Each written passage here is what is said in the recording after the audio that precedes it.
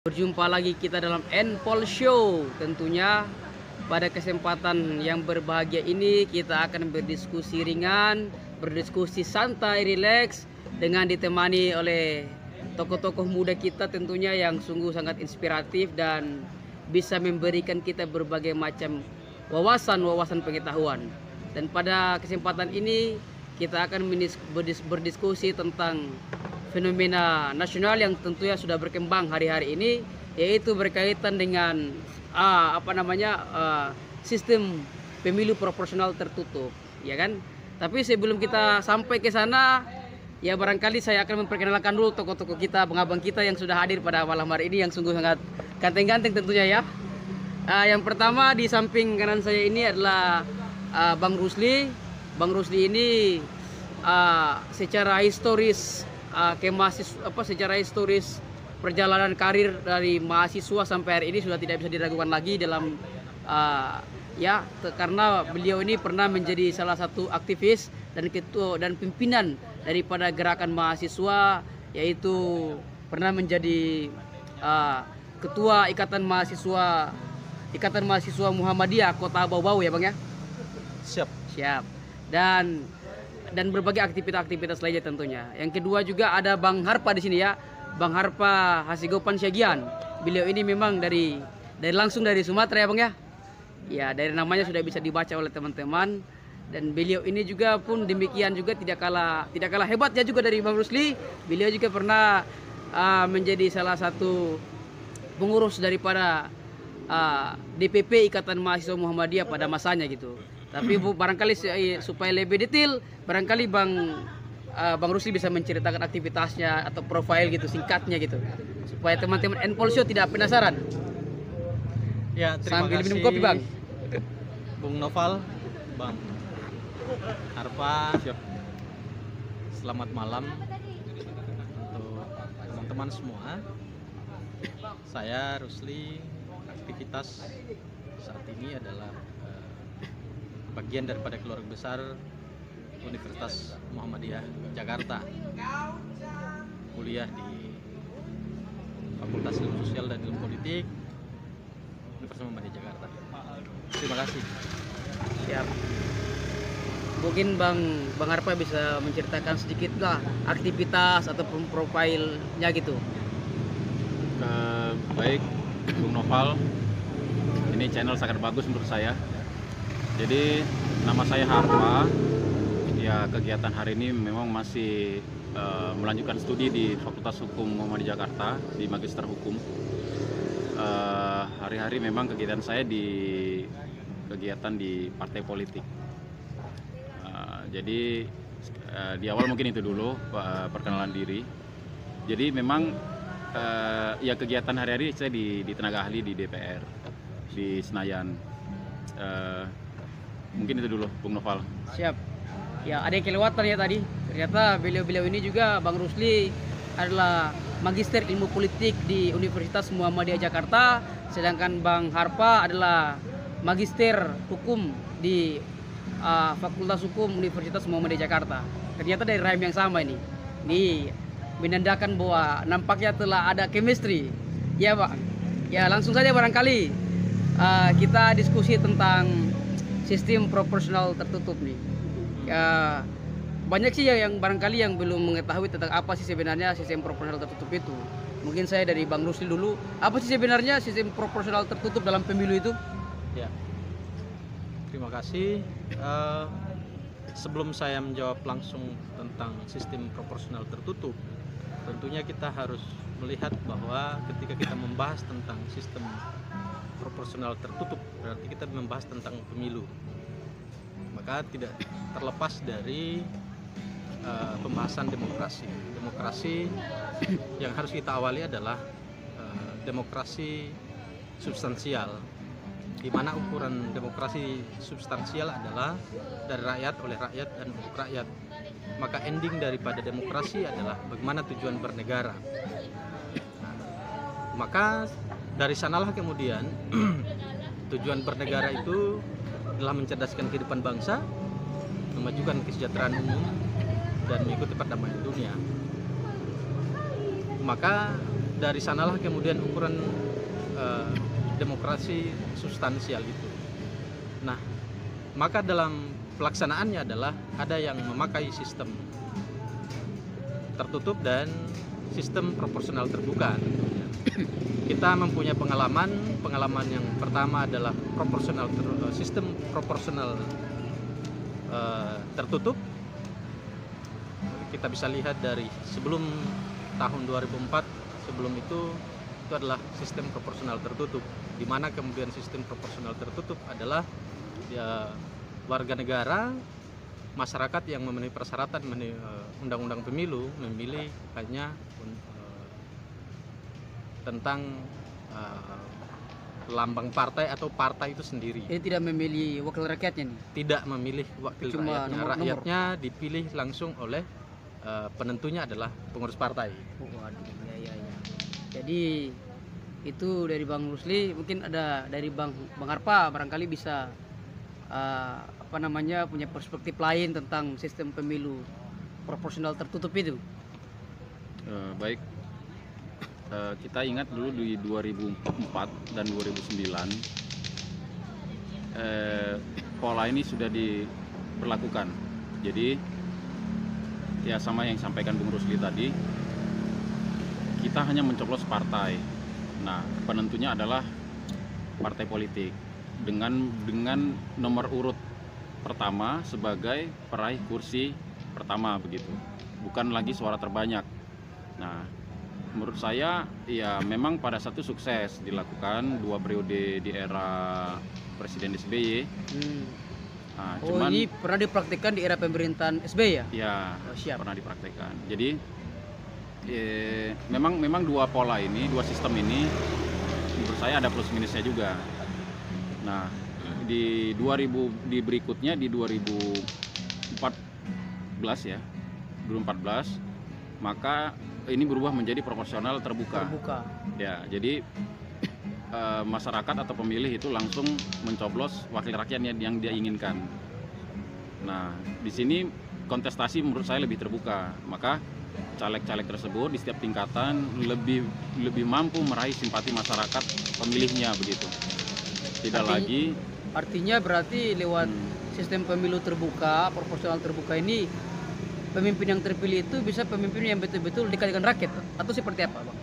Iya, bisa dikatakan begitu. Jadi mereka berlomba-lomba menyampaikan visi misinya, meraih simpati begitu. Karena caleg-caleg ini diberi kesempatan yang sama, berimbang begitu.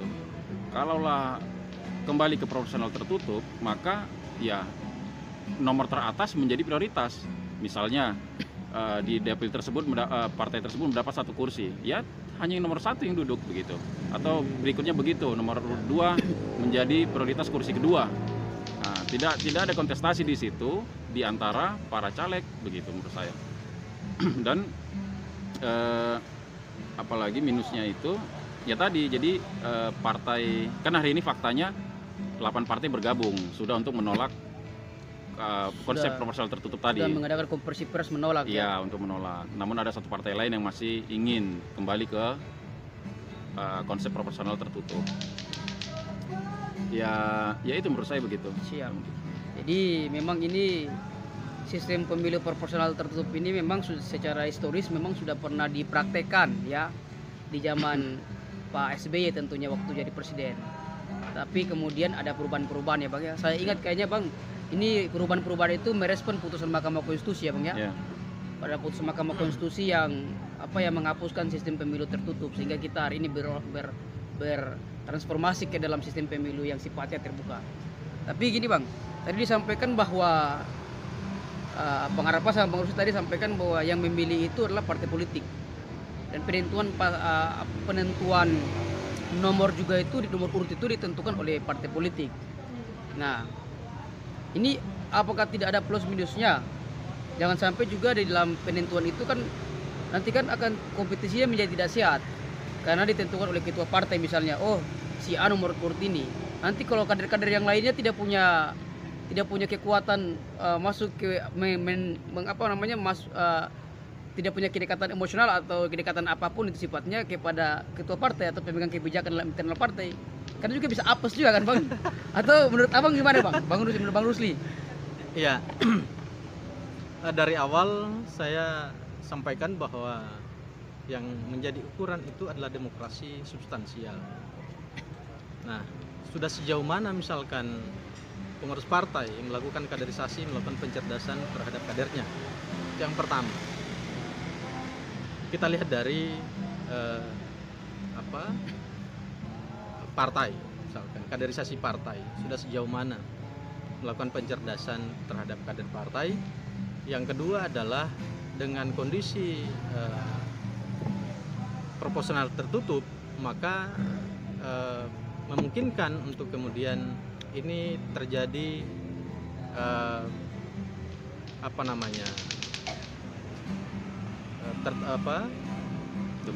dominasi kekuasaan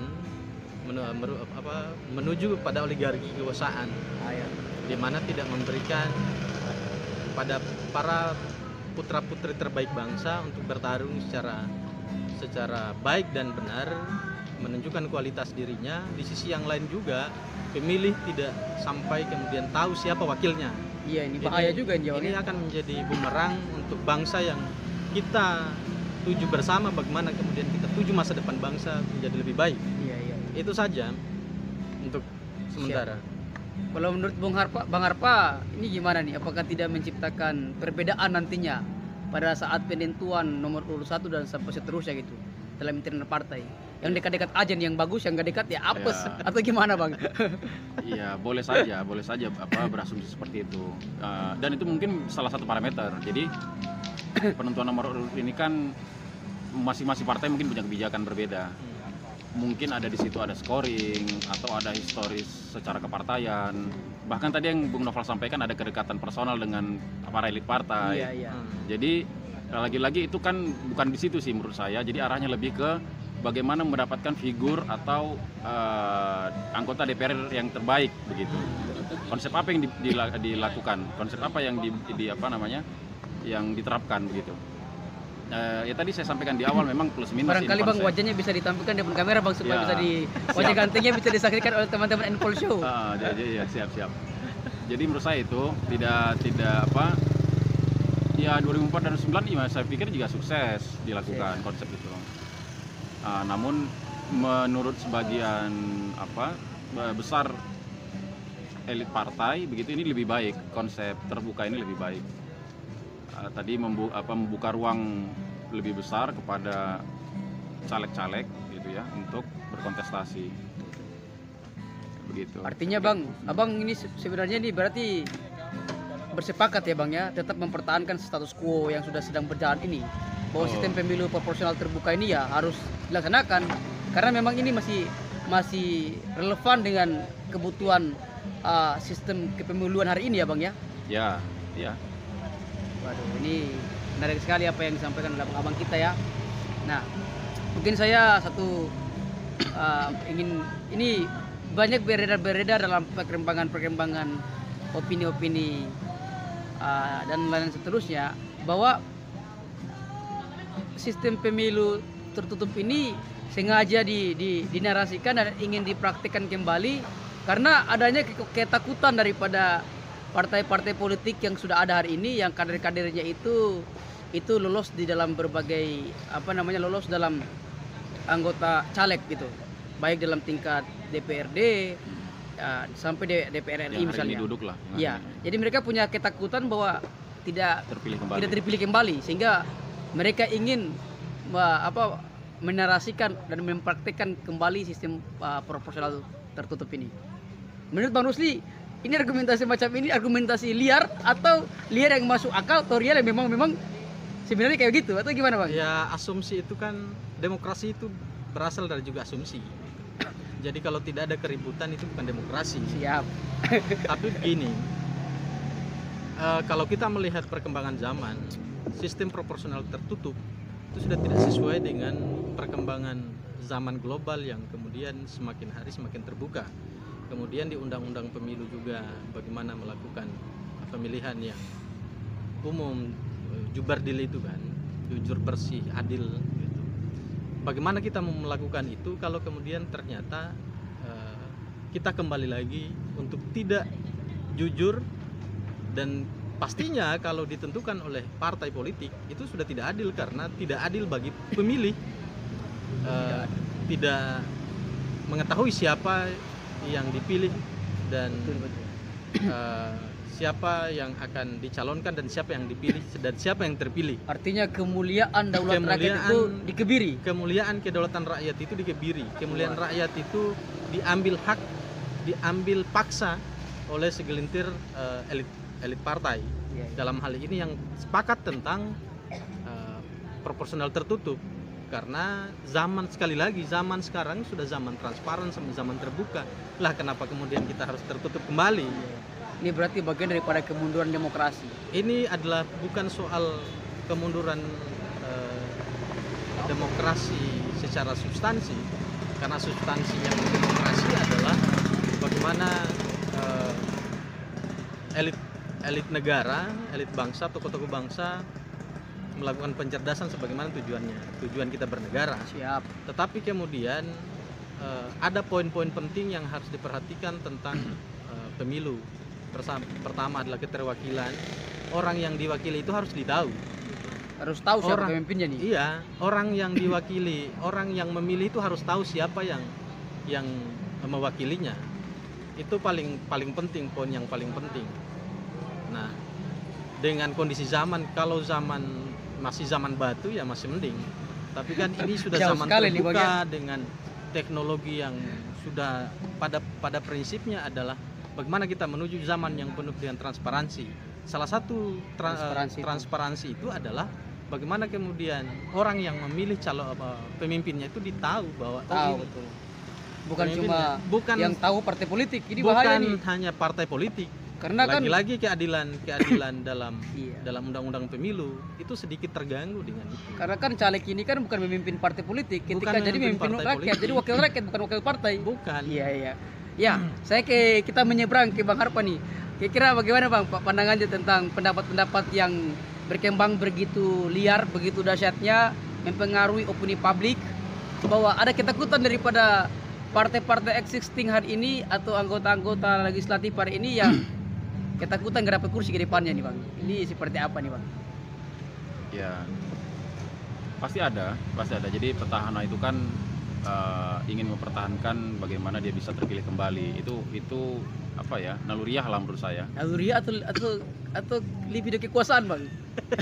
Bisa kombinasi juga. Bisa kombinasi juga. Komplikasi terakhir Bang. Ya lagi-lagi ini bagaimana rakyat ini yang dijadikan merasa terlayani ya dengan hajatan 5 tahunan ini, pesta demokrasi ini. Maka konsep apapun menurut saya, asal itu memang dipilih langsung oleh rakyat, menurut saya itu baik-baik saja. Menurut saya begitu. Nah, jadi dua konsep yang lagi ramai ini dibicarakan, menurut saya terbuka ini yang lebih baik, karena ya tadi sudah kita ulas sebelumnya, memang masyarakat ini bisa lebih leluasa untuk memilih calon pemimpinnya. Kompetisinya transparan kemudian termasuk rakyat memiliki kedaulatan untuk memilih. Ya saya pikir itu ya, meskipun di undang-undang kita, di undang-undang partai menjadi peserta pemilu begitu, tidak sekonyong-konyong ya, menurut saya partai menjadi penentu utama untuk meloloskan anggota-anggota legislatifnya gitu. Karena tuh yang tadi kan Bang, bahwa anggota legislatif ini ketika terpilih mendapatkan kursi tentunya akan menjadi wakil rakyat kan, bukan wakil partai. Betul. Hingga kursi-kursi legisnya ya Bang ya. Ya, saya pikir begitu. Ya, ini kan Bang, ini kan kalau dilihat ini kan rame-rame orang bicara ini kan Bang, karena ada gugatan di Mahkamah Konstitusi. Padahal kan juga kalau nggak salah tahun 2008 juga itu kan MK juga sudah memutuskan bahwa yang dipakai oleh Indonesia hingga hari ini adalah tetap mesti menggunakan sistem proporsional terbuka. Tapi sekarang digugat kembali Bang. Ada juga dari beberapa kader-kader partai politik tentunya. Menurut Abang ini bagaimana Bang? Sebetulnya Mahkamah Konstitusi ini sikapnya harus seperti apa? Apakah harus mempertahankan keadaan putusannya yang lalu, atau ada perubahan, atau ada kemungkinan-kemungkinan apa gitu menurut pandangan Bang Harpa nih? Saya belum ikutin persis ya undang-undang yang digugat ini kan, pasal-pasal apa saja begitu. Saya pikir ya lagi-lagi kalau memang ini sudah putusan Mahkamah Konstitusi ya, Iya. ya kita harus ikuti sih secara prosedural ya kita harus ikuti. Namun ya tetap diperjuangkan sih. Ini kawan-kawan 8 partai ini kan bagaimana bisa mempertahankan konsep yang sudah berjalan. Saya pikir itu juga jadi bahan pertimbangan bagi hakim begitu ya. Karena lagi-lagi kebutuhan pemilu ini adalah kebutuhan rakyat, bukan kebutuhan elit partai tertentu. Maka Kebutuhan dia rakyat. kebutuhan rakyat. Saya pikir dari 8 partai ini kan cenderung ya mayoritas lah mereka di situ untuk menginginkan bagaimana demokrasi ini berjalan dengan baik. Dan Saya memang pikir itu menjadi partai-partai pertimbangan hakim nantinya. Itu semua itu Bang partai-partai existing ya Bang ya di parlemen ya. Betul, 8 partai parlemen begitu. Siap. Menurut Bang Rusli, Mahkamah Konstitusi 2008 sudah memutuskan bahwa sistem yang dipakai adalah sistem pemilu proporsional terbuka hingga hari ini. Dan sekarang ada gugatan kembali ingin merubah itu. Nah, ini bagaimana nih Bang? Apakah MK nanti akan memutuskan harus konsisten dengan putusan 2008-nya, ataukah bisa jadi ada perubahan-perubahan atau kemungkinan-kemungkinan yang tidak bisa kita duga gitu? Menurut Ya, Bang? soal Mahkamah Konstitusi kita tetap menghormati dan menghargai mahkamah. Tapi yang perlu kemudian menjadi pokok perhatian itu adalah tentang satu hal, bahwa tahapan pemilu sudah berjalan dan tetap memakai pada proporsional terbuka. Iya. Nah, ketika kemudian misalkan Mahkamah Konstitusi, ini kita berandai-andai, andaikan kemudian Mahkamah Konstitusi mengabulkan dan memutuskan permohonan untuk kemudian memakai proporsional pemilu, memakai pemilu proporsional tertutup, maka semua sistem juga berubah dan ini akan mengganggu proses bernegara, proses demokrasi kita. Iya. Pertama misalkan dari penyelenggara pemilu. Penyelenggara pemilu dalam hal ini sudah melakukan beberapa tahapan pemilu, sudah berjalan. Nah, kalau kemudian ternyata sistem pemilu tertutup, maka itu akan membuat kerancuan teknis pelaksanaan pemilu. Apalagi kan sudah sangat dekat ini ya. Apalagi kemudian tinggal bulan Februari 2024, setahun lagi lah. Sangat dekat lah. Gitu, sangat dekat. Nah, terlepas dari juga itu ada tahapan-tahapan yang akan berjalan, misalkan pencalonan apa semua dari diawali dari tahun 2023 ini dan sudah berjalan. Nah, kalau itu hanya sekadar pertimbangan, tapi tetap kita sangat menghormati orang sebagian orang yang menggugat karena itu juga adalah ketentuan undang-undang dimungkinkan. Hak konstitusional ya Bang ya. Hak konstitusional. Tapi hak kemudian konstitusional yang kita menghargai ada juga misi MK. akal bulus ini kan bahaya juga Bang. Kalau itu ya makanya tadi itu hanya sekedar kemudian pertimbangan bahwa ini sudah berjalan, tahapan sudah berjalan. Bagaimana nanti kemudian kalau andaikan Mahkamah Konstitusi mengabulkan dan memutuskan untuk proporsional tertutup, sedangkan proporsional terbuka ini tahapan sudah berjalan. Betul. Gitu. Ini akan Kerancuan ya Bang. akan menimbulkan kerancuan.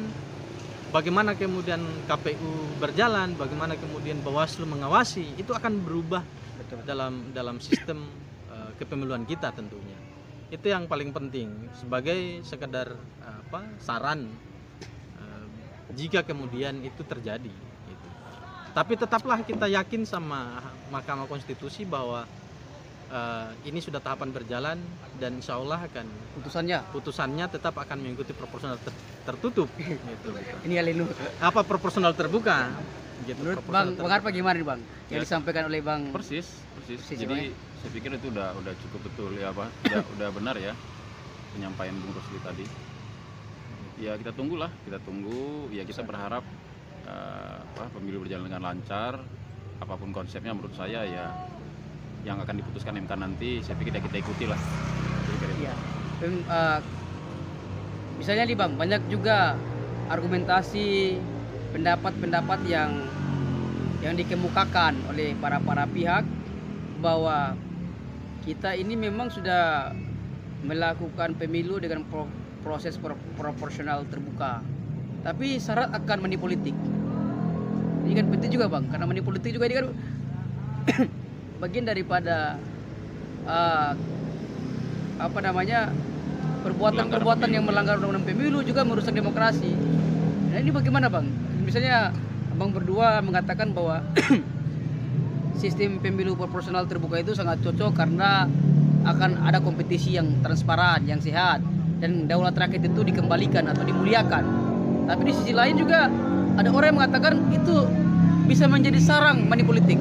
Bagaimana Bang Harpa?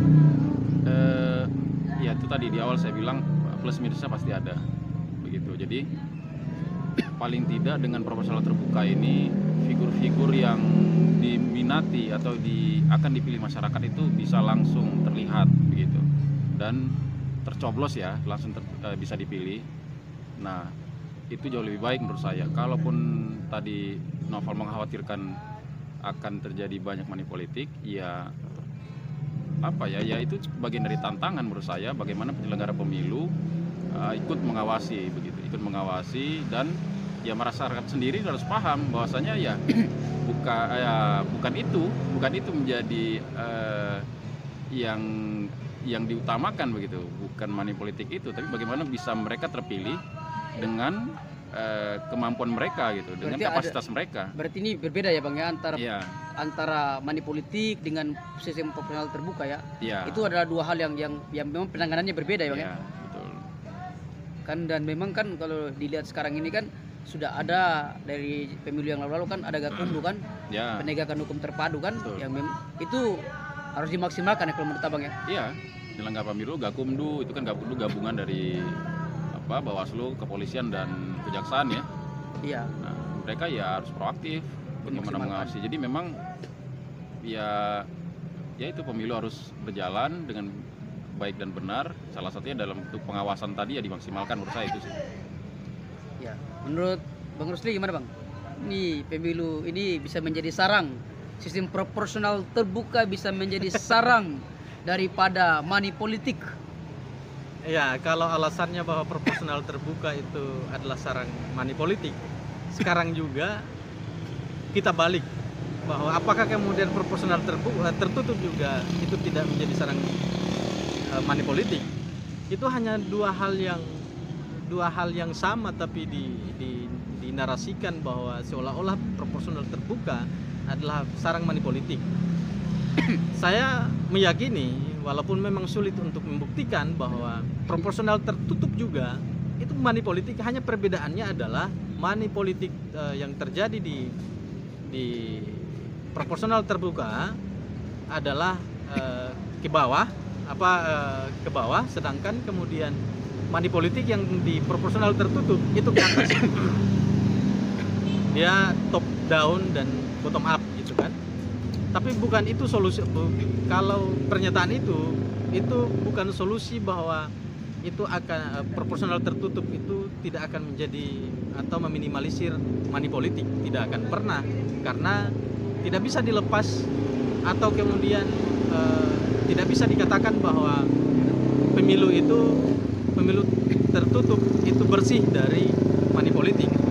Maka solusi yang harus kita tawarkan adalah penguatan kelembagaan yang seperti tadi sentra Gakumdu, Bawaslu, Bawaslu, kepolisian dan kejaksaan itu dimaksimalkan dan di backup secara undang-undang kewenangannya, sehingga money politik itu bisa diminimalisir atau kemudian dihilangkan. Tapi kalau kemudian menyatakan bahwa proporsional terbuka itu menjadi sarang money politik, justru juga di proporsional tertutup juga dimungkinkan bahwa itu juga adalah menjadi sarang money politik. Tidak ada garansi Bang ya. Tidak ada garansi. Keduanya itu tidak ada money politik. Tidak ada garansi bahwa proporsional tertutup itu akan melahirkan pemilu yang tidak ada yang bersih, kemudian tidak ada money politik di situ.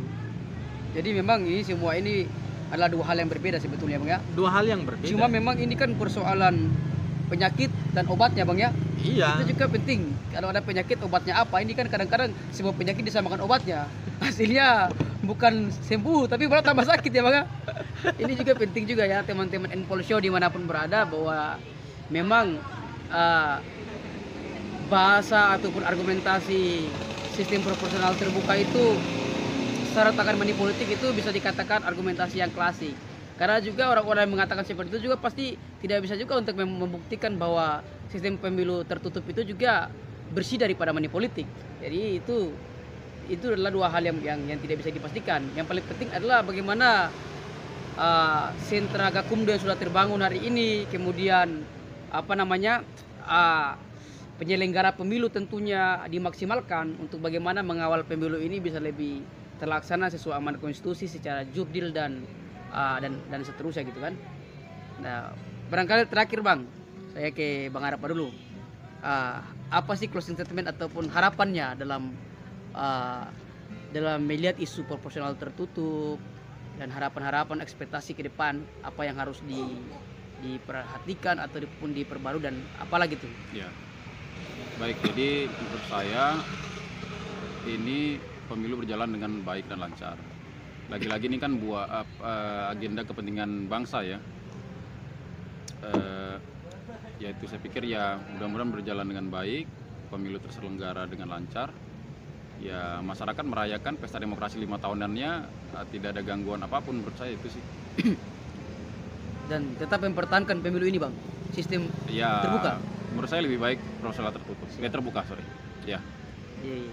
Kalau Bang Rusli, harapannya ataupun apa yang harus diperhatikan dan diperbarui ke depan seperti apa Bang? Ya. Harapan kita adalah bagaimana kemudian kedaulatan rakyat sepenuhnya dimiliki oleh rakyat.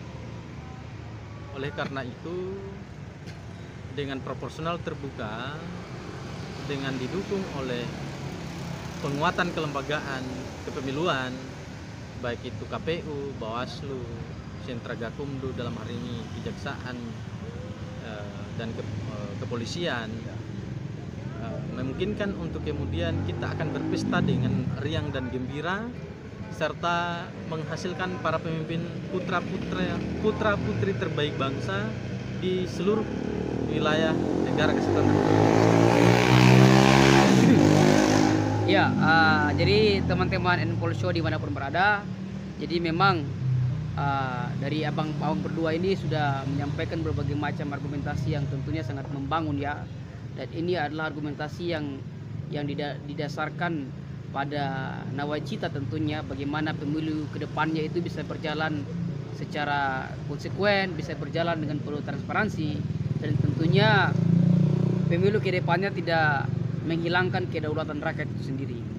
Sehingga memang sistem pemilu proporsional terbuka ini yang sedang berjalan hari ini itu masih sangat relevan dengan kebutuhan perpolitikan hari ini.